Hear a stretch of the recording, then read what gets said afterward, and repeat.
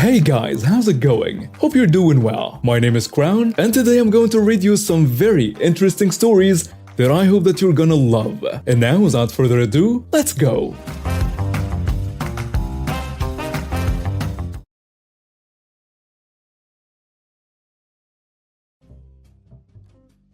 I was born in the UK, but my family moved to the French-speaking part of Switzerland for my dad's job. Since I was 4, I've been in local schools. I picked up French just by being around people speaking it. At the time of this story, I was around 14 and I speak French as fluently as a local. It surprises people when I switch between fluent English and French so easily. I was the only person in my school aside from the English teacher who spoke fluent English. So more often than not, I was paired with kids that joined the school and their native language was English to help them get along and understand stuff. Although this was my first experience being paired up with someone. The current story. So one morning when I got to school, a few minutes into the first period, the dean called me into her office through the intercom. My first reaction was, oh heck, what have I done? Since whoever got called to her office was pretty much always in deep trouble. I get up and leave the class with everyone staring at me, clearly wondering what had happened because I was never in trouble. I head down to her office, knock on the door, and hesitantly enter because my anxiety was making me think that I've screwed up real bad even if I wasn't aware of having done anything. The dean was sitting at her desk, while the entitled son and his entitled mom, who looked like they were from the Middle East, were sitting on the other side of the desk. The language teacher was sitting next to the dean as well. Let me just clear this up first. The entitled student wasn't an entitled jerk at the start. He was actually quite friendly. So I'll speed through the first part when he's bearable. The dean introduced me to him, explaining he'd just arrived at the school and only spoke English. The language teacher left once introductions were done since I could handle it from there. I was paired up with him to help him around the school and with communication. He shared all of my classes, so he stayed with me. Once the entitled mother was assured that I was decent enough for her son, she let us go and she left. The first few weeks went perfectly fine. He didn't need to do the tests I was doing because he knew too little. I was teaching him French as he needed it, and he pretty much knew enough basics to get along in basic communication. Then nonsense started to happen when I was starting to show up late to school. Another side note, I've been bullied the last school year and it was around the beginning of May that my attendance was getting a bit shoddy. This was mainly because my mental health was getting worse and I was so suicidal that I didn't want to leave the house in fear of me doing something stupid. I've been off for 3 days because I spent 2 nights in the mental health unit at the hospital. I come back and the entitled student comes and finds me. At that point in time, I was very tired, depressed, and anxious. He comes to me and says, "Hey, where were you the last 3 days? I barely understood anything. And I got detention for not doing homework I couldn't understand. Did you even try attempting it?" "No, I just didn't understand anything." I just sighed knowing he was lying because he knew enough to try and attempt his homework. He showed me the sheet, and that confirmed what I thought. He could have tried. I apologized and just got on with my day catching up with my work and helping him. I didn't want to explain what I was going through. On top of my mental health issues that were developing, I was in a very toxic relationship which did not help. A few days later I was off again, but only for 1 day. And I was leaving school a lot because I had almost daily appointments at the unit. And obviously the entitled student wasn't too pleased about this, and he brought in his mom. The entitled mother was waiting for me when I got back. The kid came up to me when I was back. From the first time I was off, I instantly regretted having accepted to be paired with him. She didn't come near me, but she was giving me death glares as I spoke to her kid. He tells me, "I have a test in a few days and I don't understand the revision stuff at all. I need you to teach me to speak French." "I've been teaching you what you need. You should be fine." "I don't think you heard me. I want you to teach me French so I can be as fluent as you." "Look man, There is no way I can teach you to be as fluent as I am in a space of a few days. That's just impossible. You will teach me French or my mother will get you removed from school. I was about to walk away until his mom grabbed me by the arm and turned me around to face her. Ma'am, please don't touch me. I barely know you. You will teach my son French, or I will take matters to the headmaster. She spoke somewhat quietly to me as not to get much attention. Again, I don't mean to be disrespectful in any way, but there is no way I can do that. I'm helping him as much as I can when I'm at school. I can't do more. I'm busy outside of school. My baby keeps telling me you're leaving school early. Why? That's none of your business. Then she raised her voice. It is my business because you aren't helping my beautiful boy. I yanked my arm free and walked into the building because she had no right to be in school. Fast forward to the middle of May. I was signed off school for the rest of the year by the unit because I couldn't leave the house. It was around that time that I was spending most of my time at the unit. And when I spent a week as a temporary inpatient, how it worked was you had those who were hospitalized and there were 2 extra rooms for those who needed a night there, but weren't hospitalized. So I was coming back each evening, and I wasn't even bothering packing up my stuff with me. I just left them there because I kept coming back. The entitled son only had my Instagram cause I wasn't giving this prick my number. He'd been messaging me demanding I teach him and asking where I was. I was getting sick of his nonsense, so I told him everything that was going on. He demanded I give him my number so I could actually talk to him. I convinced him to give me his number so I could call him, which he did. Before I called, I installed an app so my number came up as private, so he didn't have it. And for my sake of proof, it was screen recording so I had to call in case I needed it. I called him from the room I was staying in the unit temporarily, and this is how it goes. Why are you lying to me? I had headphones on with low volume and this still scared me. Lying about what?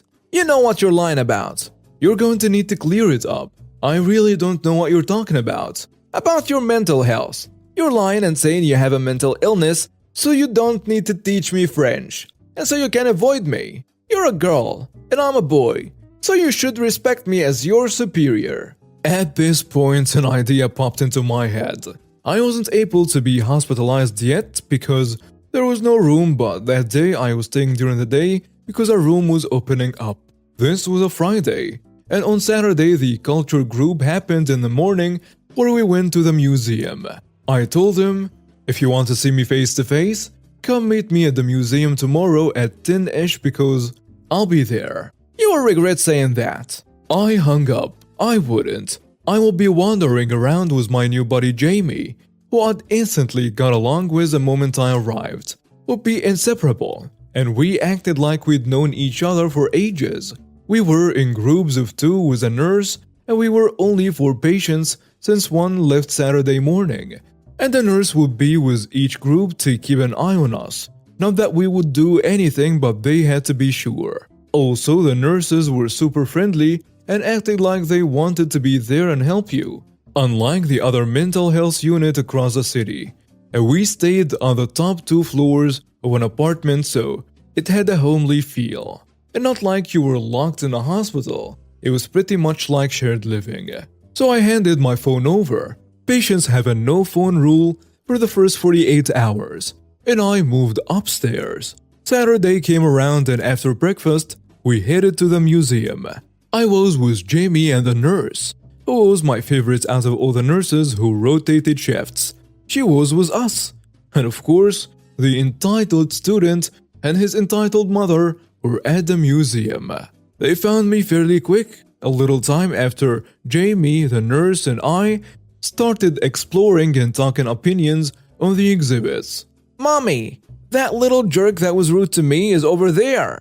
He points to me, and the entitled mother comes over to me. You little jerk, lying about mental health to my precious child to make him fail his test, and you are taking up space in the hospital for those who need it. The entitled student had obviously told her or showed her what I had said on Instagram about my situation. Now, before you call me a wuss for starting to cry, I remind you I was depressed and anxious as heck, along with a few other mental issues, so I got upset easily. And I had only agreed to this because I was sick of the harassment. The yelling and me starting to cry got the nurse's attention. She comes over while Jamie pulls me into a hug as we listen to what happened. The nurse says, "Excuse me, madam, why are you yelling at her? Can't you see you're making her unhappy?" The nurse had asked in English since she spoke it quite well. This little lion jerk refused to teach my son French and is taking up room at your psycho unit because she's lying about mental health. First off, just because these adolescents suffer mental health problems doesn't mean they are psychos. Secondly, do not insult her. And thirdly, what makes you think she's lying about mental health? I've got access to her case notes from the past 2 months that can prove otherwise. The entitled mother wasn't having any of this. She storms over to me and forces me away from Jamie, grabbing me harshly by the arms, which was really painful because of recent self-harm despite the thickness of the hoodie I was wearing. This jerk knew it hurt and pulled up my sleeves and looked at my arms with a look of disgust. The nurse and a few other people around were getting security, which was coming as the entitled mother was actively running her nails over my scabs and making me bleed again. Security yanked her off of me and asked her why she did that. She was yelling at them. A nice security lady brought me, the nurse, and Jamie to where the emergency medkit was kept and bandaged me up. Because of all of this, she was taken into jail for questioning.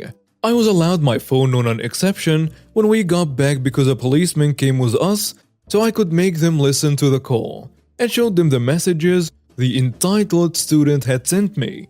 After all of this, the entitled student was suspended from the school because of the harassment, and the entitled mother was sentenced to 6 months of community service, and I managed to get a restraining order against her and her son. Let me preface this by saying this happened a very long time ago. I don't recall everything exactly as it was said and done, so I will do my best to narrate the important and relevant information. Okay, first off, I'm a model railroader. Specifically, I model in O scale. For reference, that means that the average locomotive is about 3 to 4 inches tall and up to a foot long, depending on the type that is. One summer, I was taking part in a model railroad fair at our local mall, where I was displaying some of my models. Being that I'm from the US, the fact that I modeled the British Isles, GWR for you British readers, meant that my display really stood out. Now, as there is always kids at these type of shows, I had taken to put in a plexiglass side around my layout to prevent kids from reaching in and touching things, or damaging various parts of the structures and models that went with the railroads. While I was watching one locomotive I had just received leave the stage area, it's a small 3-track system that lets me funnel trains into the layout and then out as I needed. I remembered this one lady making comments about the cute little trains. Getting that train running at a nice but slow pace, I approached her and smiled, asking if there is any questions she had. The lady never missed a beat, pointing to the train I had just started, and told me that her son liked trains, and I should sell her one for him.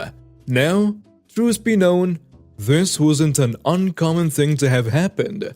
People, usually other modelers, may ask if some units are up for sale. Sometimes they are, but typically not. I explained to her that the locomotive wasn't for sale, and that even if it was, she wouldn't have liked the price anyway, noting that the engine she was pointing to had cost me close to $1,000. The lady was having none of it, and offered me $10 for it, since it was obviously a toy. I ignored her and went back to getting the next train set up on the staging track, waiting for that one to return. As I do this, I hear an odd sound, and look up just in time to see the lady picking the locomotive up off the track and moving to hand it to her kid. I called out for her to stop, which may have been a mistake, as she promptly dropped it on the ground. The engine, though somewhat robust and heavy, was made of rather soft brass, When it hit the ground, there was a sickening crunch. I knew from the sound that the engine was done for, broken beyond repair. The lady just looked down at it, shrugged and kicked it back under the table before starting to walk off. Thankfully, security quickly caught up with her and detained her, while police were called. All the while, she kept saying that, "It's just a toy. Men don't play with toys," while ignoring the fact that she was surrounded by dozens of train layouts, with just as many grown men showing off their work. Police arrested her on destruction of private property charges, while the mall itself barred her from ever setting foot on their property again.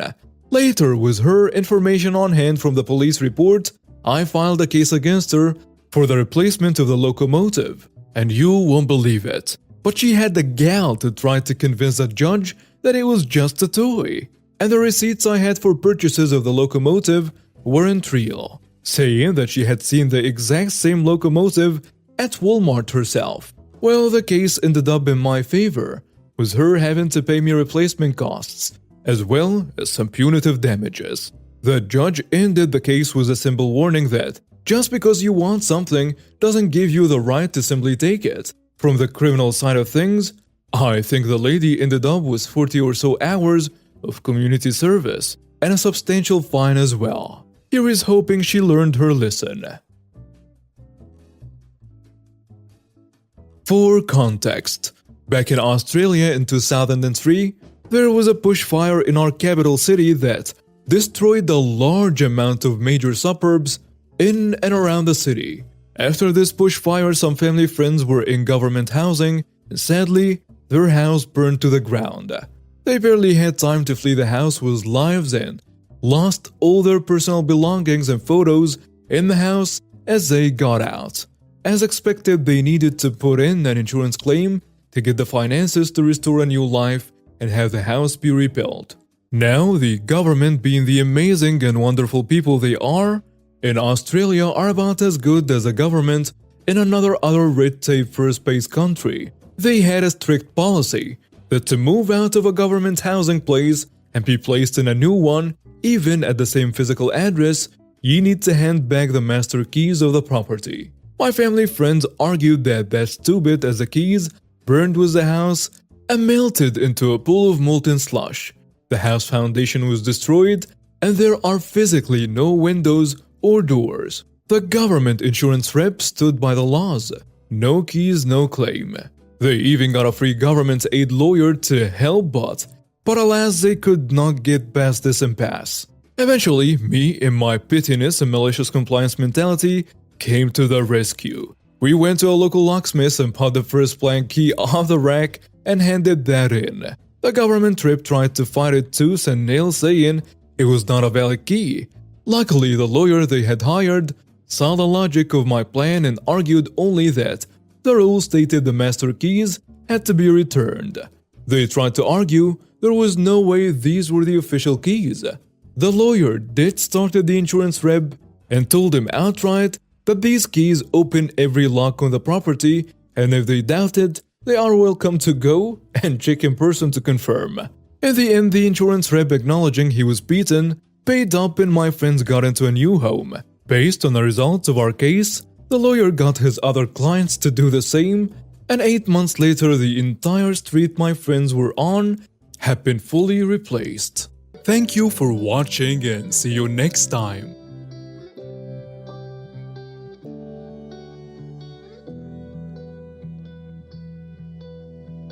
Alright, everyone's presentations are done. Nick, the manager, said as he tried to move the discussion forward. Excuse me, I haven't. I recently found out something. Nick interrupted me and began to speak. There's apparently someone in this department who didn't graduate high school and is just a part-timer. Meetings should be for employees only. Absolutely right.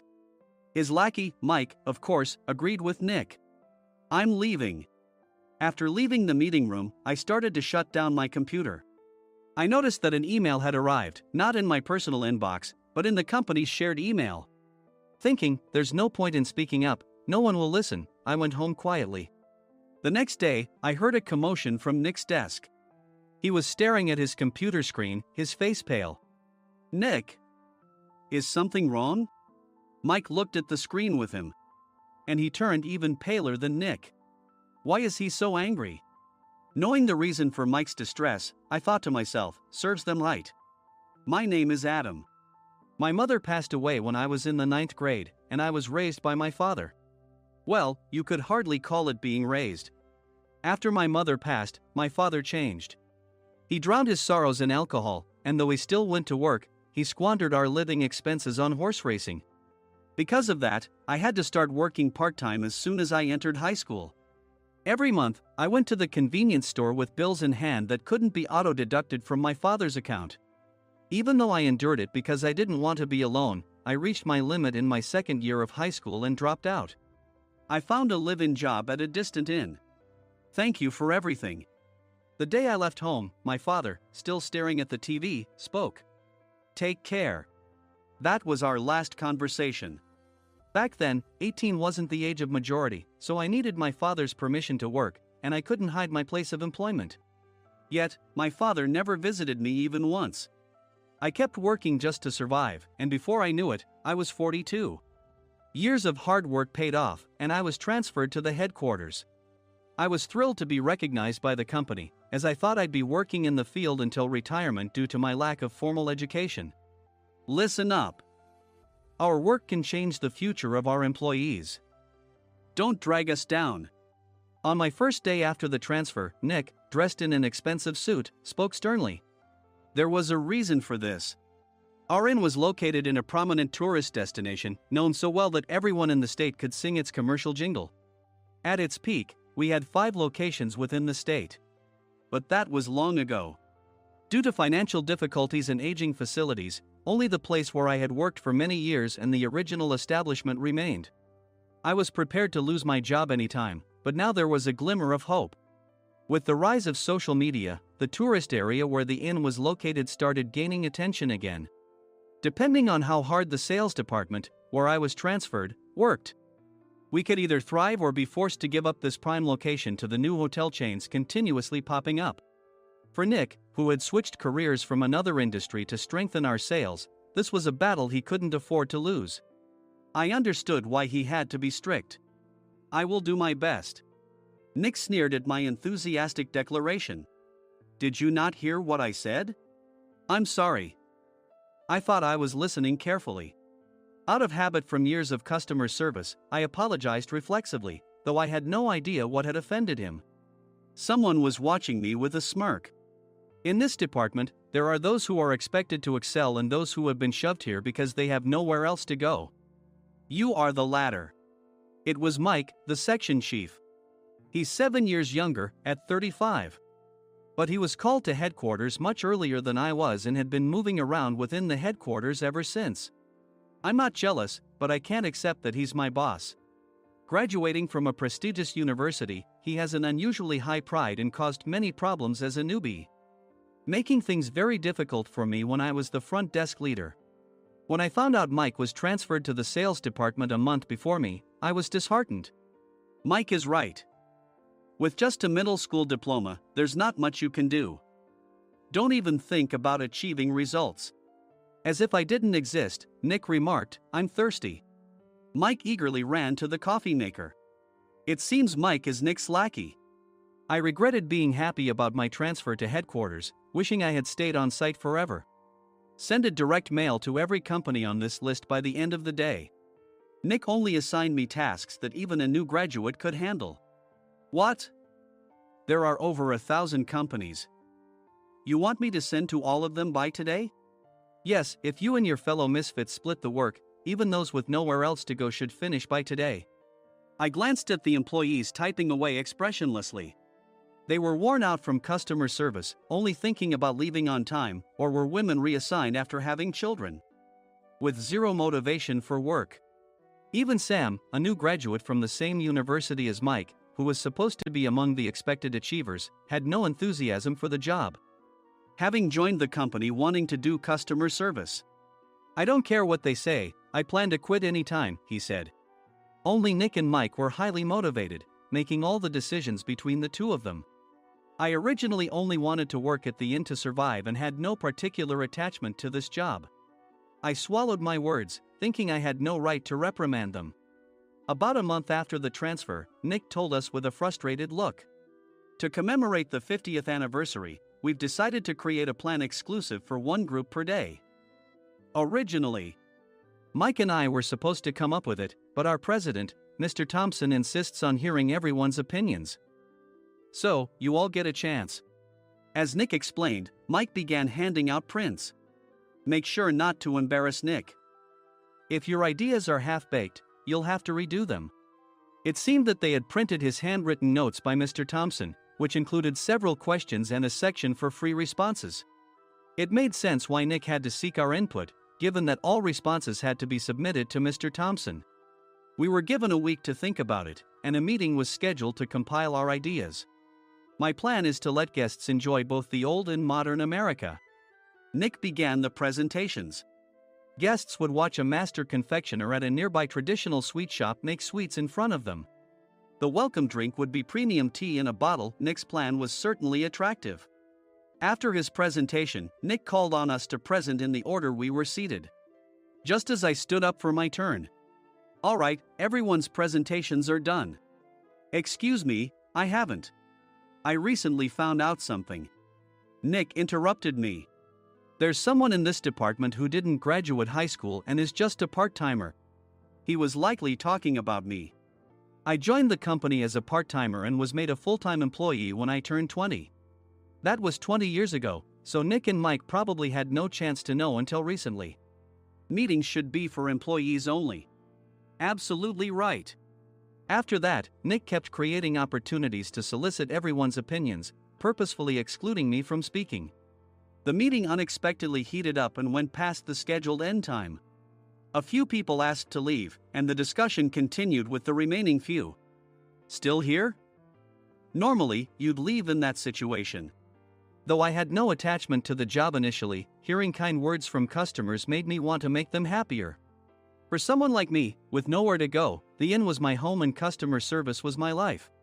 I felt pathetic about my current self. I'm leaving. I left the conference room and started shutting down my computer.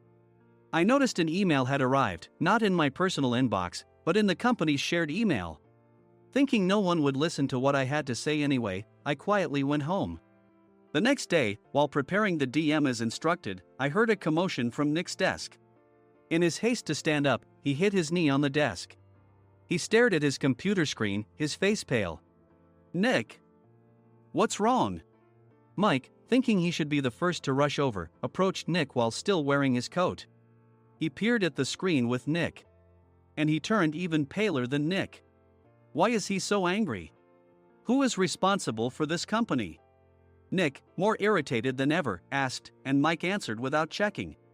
Probably Sam. Sam wasn't there because he was attending a morning training session for new hires. Nick gave up on getting angry and returned his gaze to the screen. They were looking at an email that arrived right after the end of the working day yesterday. Apparently, no one, including me, had checked it before leaving. The email was from a large company that used us for their annual employee trips. The president and executives of that company also frequently used our services personally. President of the company, Mr. Mason himself, had declared that neither he nor his company would ever use our services again. Well, some companies cancel their employee trips or stop using our services due to financial struggles. Let's just move on. Mike kept wiping the sweat from his forehead with a handkerchief. Knowing why Mike was so agitated, I quietly watched their interaction. Do you know how much revenue we get from that company? We can find other guests to fill the rooms, but we'll lose the banquet costs, gift shop revenue, rental car fees, and more. Moreover, the gifts were supposed to be prepared by the traditional confectionery shop involved in Nick's proposed plan. If it's known that we incurred such a huge loss at this critical time, Nick's position in the company would be jeopardized. Nick took a deep breath, seemingly trying to calm himself. All right, Mike. Go to New York right now and apologize to Mr. Mason. What? You're coming with me, right? I have urgent work to do. I trust you, which is why I'm entrusting this to you. Please. Mike, believing Nick's sincerity, agreed with a determined look on his face, saying, yes. That's Nick for you. Even if Mike went to apologize, Nick would shift all the blame onto him if the client didn't change their mind. Well, it was Mike's fault to begin with, so it served him right. About 3 hours later, Sam answered a call from somewhere and repeatedly apologized, saying, "I'm very sorry." Everyone watched to see what was happening. After ending the call, he informed Nick with a weary tone. When Mike arrived at the client's company, he only made things worse, further infuriating Mr. Mason. He was demanding, "Get his boss here immediately." It was no wonder Sam was exhausted, dealing with such a call right after returning from training. "What is that idiot doing?" "All right, Adam, you're coming with me. If sacrificing Mike didn't work, then I must be next." Normally, I'd want to refuse at all costs, but I saw an opportunity in this situation. "If I can be of assistance, I'd be happy to join you." I immediately followed Nick, and we flew to New York. When we introduced ourselves at the reception, it became clear how serious the situation was, as the receptionist personally escorted us to the president's office. Angry voices leaked through the door, making both Nick and me uneasy. "Excuse me. I'm Nick, the supervisor. I understand my subordinate has caused you trouble, and I deeply apologize." Nick, with his experience in the corporate world, knew enough to offer an apology before excuses. However, his customer service skills left much to be desired.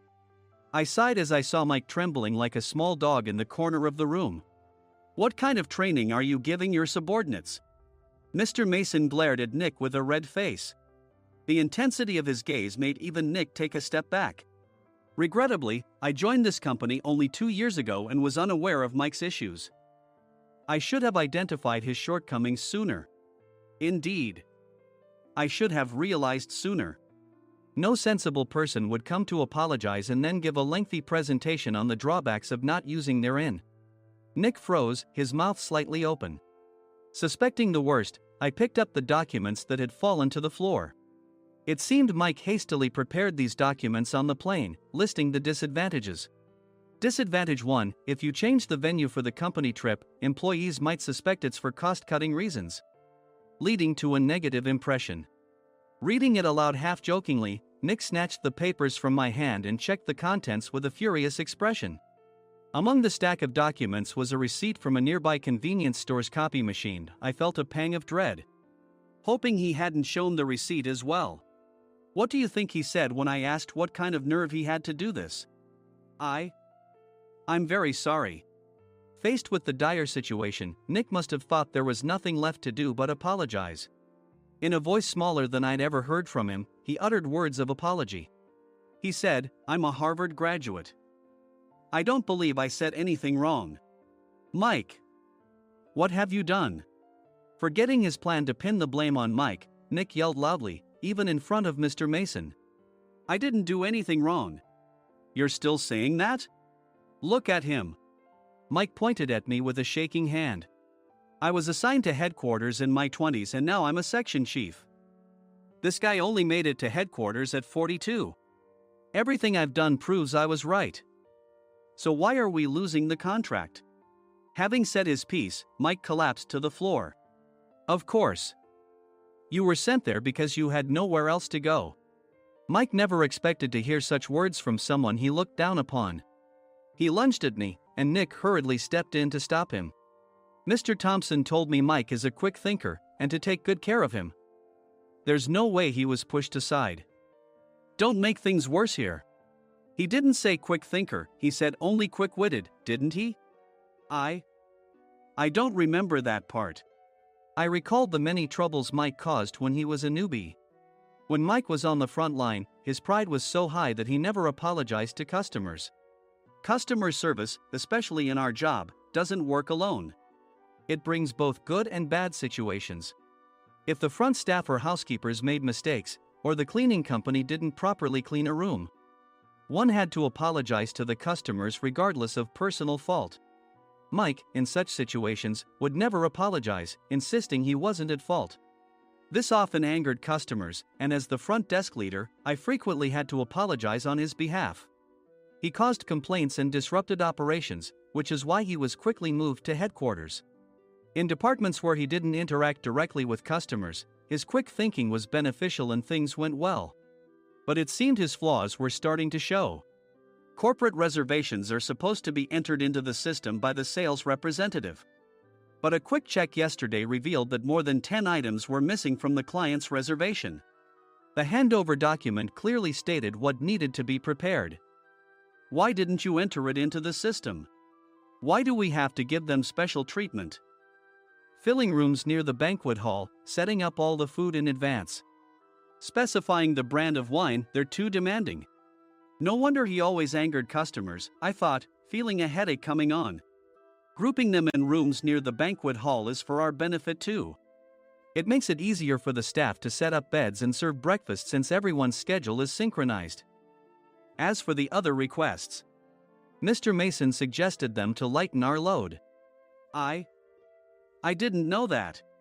Nick finally seemed to realize that Mike was the one who had angered the client. What did you say to them? I just told them we wouldn't give them special treatment anymore. We shouldn't waste effort on things that don't bring in money. I was utterly exasperated at his lack of understanding of customer service. Of course, we shouldn't comply with unreasonable demands. But carrying over successful practices from past stays makes customers feel remembered and enhances their experience. Good memories encourage repeat visits. That's part of our job. I looked down at Mike, who was sitting on the floor. In our job, nothing is a waste.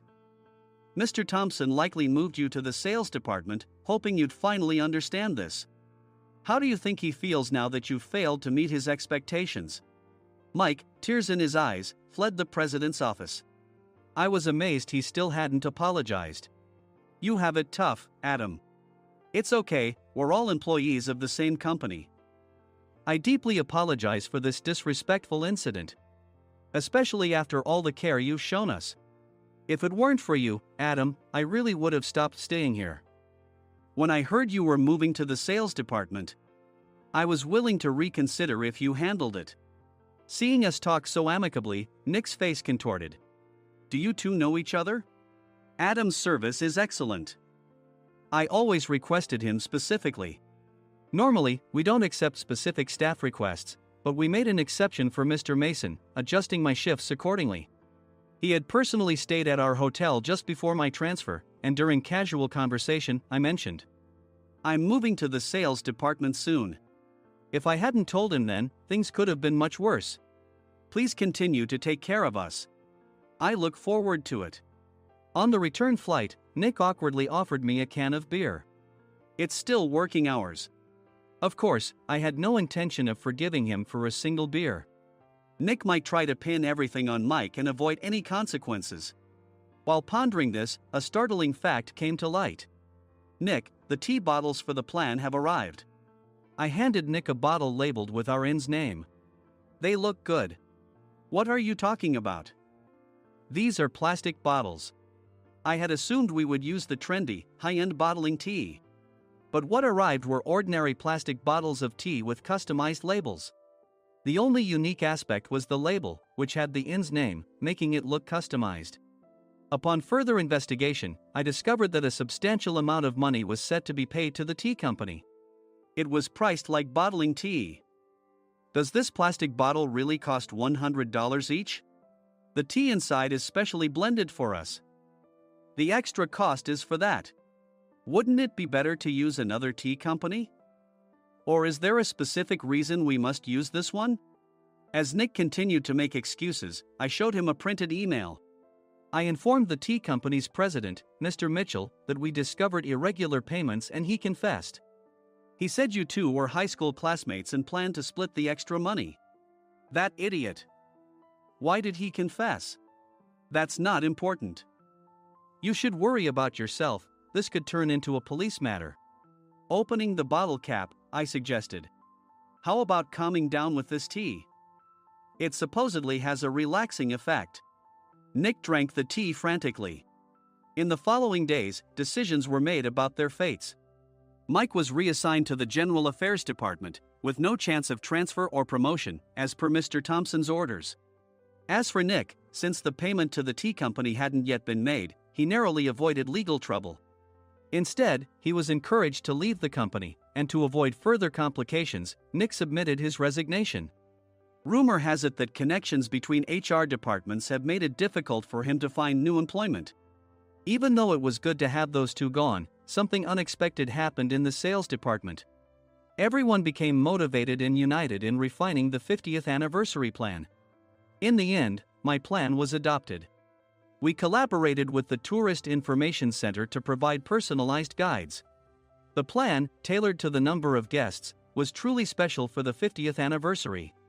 Hey, is Adam's family coming to stay? I immediately booked that special plan for my family.